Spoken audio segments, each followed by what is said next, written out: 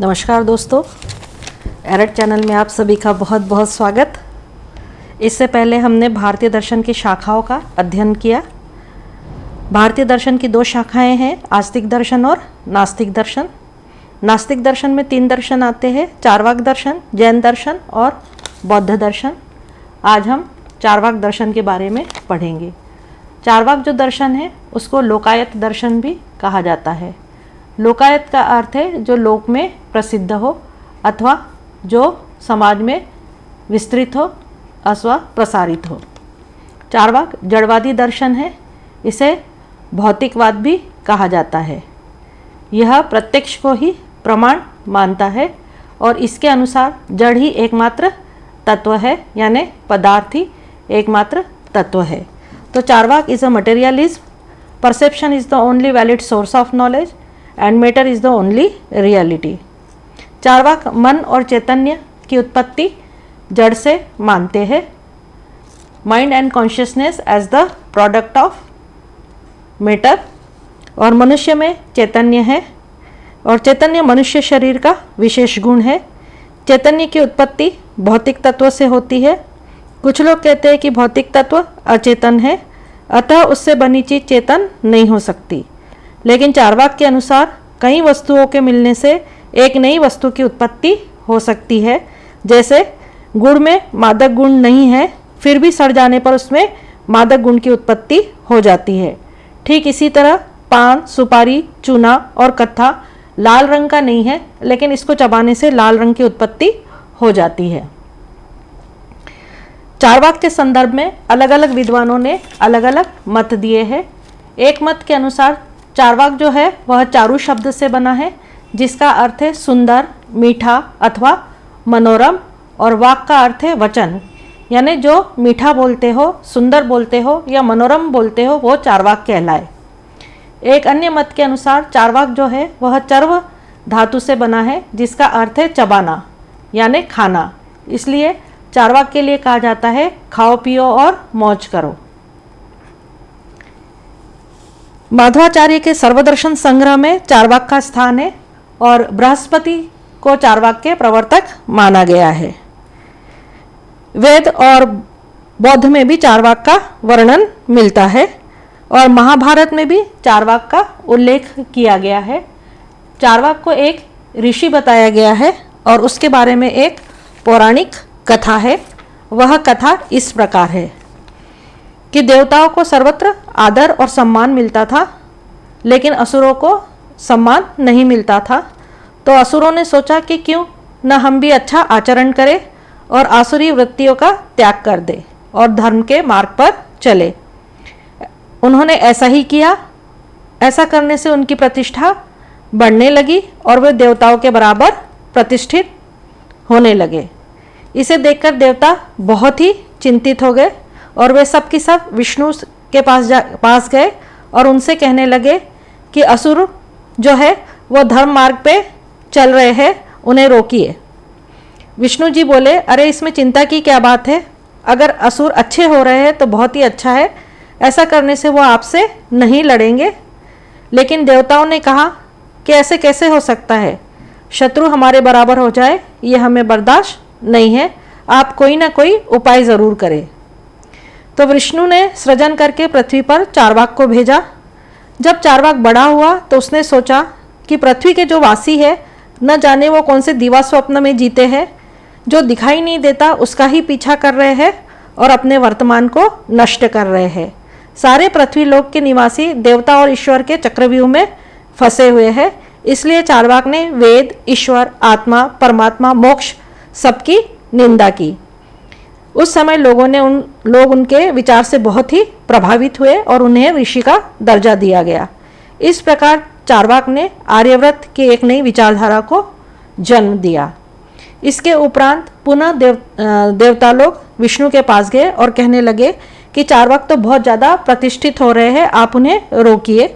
तब विष्णु जी ने कहा कि नहीं, आपको चार्वाक से बिल्कुल भी डरना नहीं है, क्योंकि चार्वाक के जो विचार है वह पृथ्वी में कुछ लोग ही उसको मानेंगे, बाकी अन्य लोग उनके विचारों से सहमत नहीं होंगे। तो ये थी चार्वाक ऋषि से संबंधित एक पौराणिक कथा। अब हम देखते हैं कि जो चार्वाक है उसको जड़वाद भी कहा गया है और जड़वाद को लोकायत मत भी कहा जाता है और जड़वादी को लोकायतिक। एक अन्य मत के अनुसार चार्वाक के दो प्रकार है, एक है धूर्त चार्वाक जिसको हम कनिंग चार्वाक कहते हैं और दूसरा है सुशिक्षित चार्वाक। ये जो दोनों चार्वाक है ये एक दूसरे से बिल्कुल ही विपरीत है। धूर्त जो चार्वाक है वो निम्न सुखों का अनुसरण करते थे और असीमित सुखवाद के हिमायती थे। इसके विपरीत जो सुशिक्षित चार्वाक थे वे उत्कृष्ट सुखों का अनुसरण करते थे और सीमित सुखवाद के हिमायती थे ताकि समाज में अच्छी व्यवस्था कायम कर सके। अब हम ज्ञान मीमांसा, तत्व मीमांसा एवं मूल्य मीमांसा को पढ़ेंगे। ज्ञान मीमांसा जिसको हम एपिस्टेमोलॉजी कहते हैं। Epistemology is that branch of philosophy which investigate the origin, structure, method and validity of knowledge. ज्ञान मीमांसा में ज्ञान की उत्पत्ति, संरचना, विधि एवं वैधता की जांच की जाती है। चार्वाक में प्रत्यक्ष को ही एकमात्र प्रमाण माना गया है।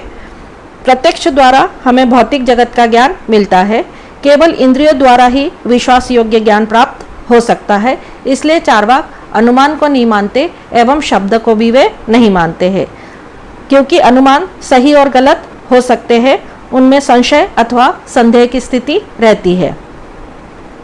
अप्रत्यक्ष वस्तुओं के संबंध में शब्द विश्वसनीय नहीं हो सकता। चार्वाक वेदों को भी नहीं मानते हैं, उनके अनुसार वेद भी विश्वसनीय नहीं है। अब आते हैं हम तत्व मीमांसा की ओर। तत्व मीमांसा जिसको हम मेटाफिजिक्स कहते हैं। Metaphysics is a science of reality, यानी तत्व मीमांसा वास्तविकता का विज्ञान है। चार्वाक जड़ को ही एकमात्र सत्ता मानते हैं और संसार चार भूतों से बना हुआ है। ये चार भूत है जल, अग्नि, पृथ्वी और वायु। आकाश के अस्तित्व को चार्वाक स्वीकार नहीं करते, क्योंकि इसका ज्ञान अनुमान के द्वारा होता है, प्रत्यक्ष द्वारा नहीं। प्राणियों का जन्म तत्वों के संयोग से होता है, मृत्यु के बाद इन्हीं भूतों में मिल जाना है। आत्मा न ही है और न ही ईश्वर है। इन चार तत्वों के निश्चित सम्मिश्रण से ही चेतना शक्ति एवं बुद्धि का विकास होता है और चैतन्य शरीर ही आत्मा है। अब मूल्य मीमांसा, एक्सियोलॉजी जो आचरण से संबंधित है। चार्वाक स्वर्ग को मिथ्या कल्पना मानते हैं और दुखों से मुक्ति पाना संभव नहीं है, क्योंकि वर्तमान जीवन में मनुष्य को अधिक से अधिक सुख प्राप्त करना है और अपने दुखों को अधिक से अधिक कम करना है।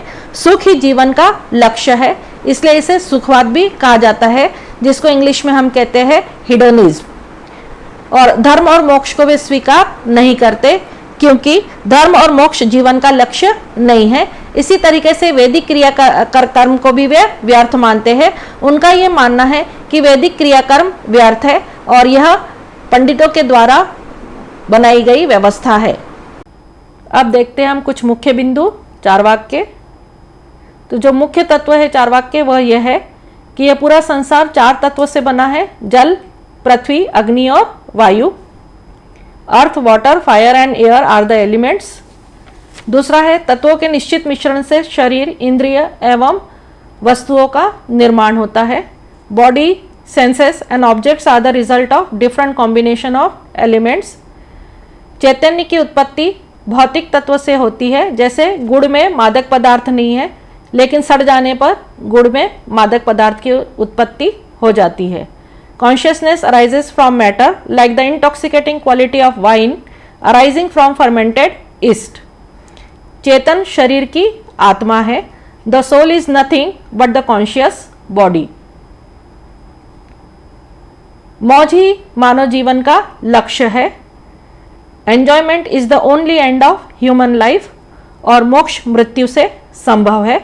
Death alone is liberation. Charvaka के जो नीति शास्त्र है उसके दो पक्ष है, एक है सकारात्मक पक्ष और दूसरा है नकारात्मक पक्ष।